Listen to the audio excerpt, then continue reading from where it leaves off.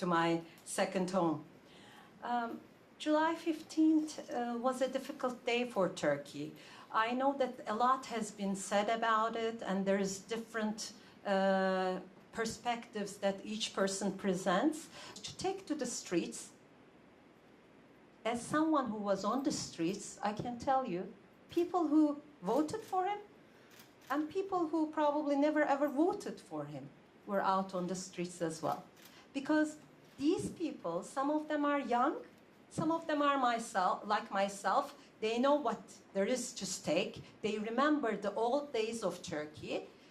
Yet some of them were very young people who had no idea what was going on, who had never ever been treated as the other, who had never maybe faced with the kind of discrimination that their parents faced. But I didn't realize how busy she was until she started to cancel some of the audience.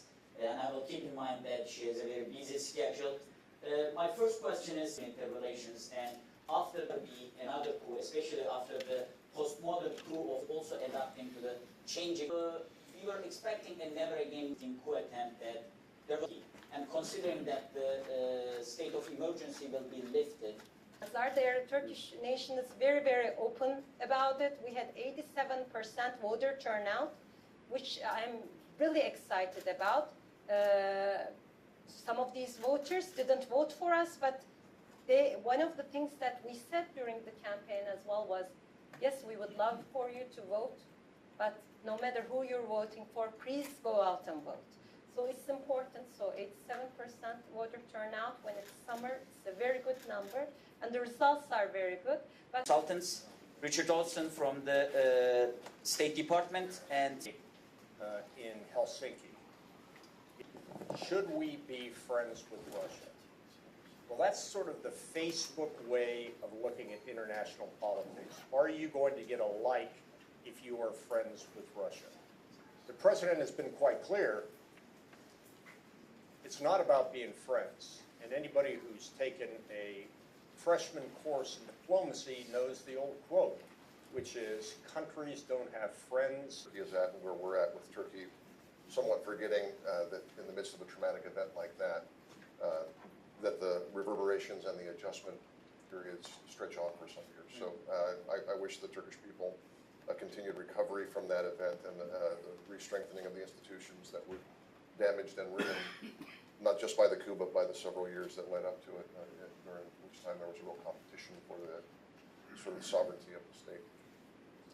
So ordinarily, I like to go into great historical depth as well about all the depth of the historical security relationship, and that is the topic of our panel, the future of security relations, and how the ups and downs have gone. And as General Kimmett has noted, many times the Turks have been at our side in very important conflicts and struggles.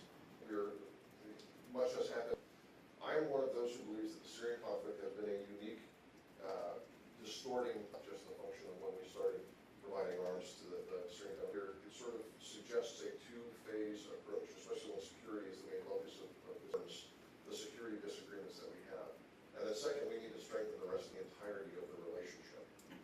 And that means, again, increasing trade, a process of understanding one another's must-haves in Syria, and a conversation, really I'll tell you this, management just as one small piece of the problem is incredibly complicated, because the stabilization process, however it's going to look, unfolds. I think this uniquely distorting factor interest clearly dual.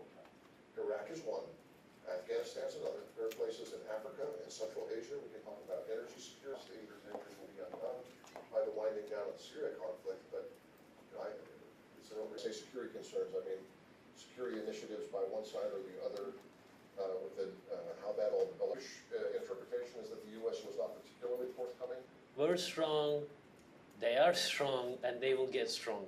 But it's received some major hits along the way.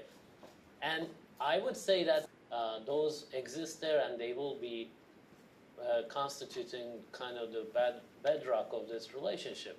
I don't think this relationship will go away easily, but we have to just recognize certain realities, such as actually geography.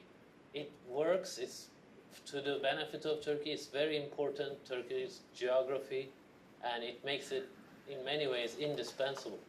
But at the same time, Turkey is uniquely challenged in its neighborhood by a variety of security issues and concerns.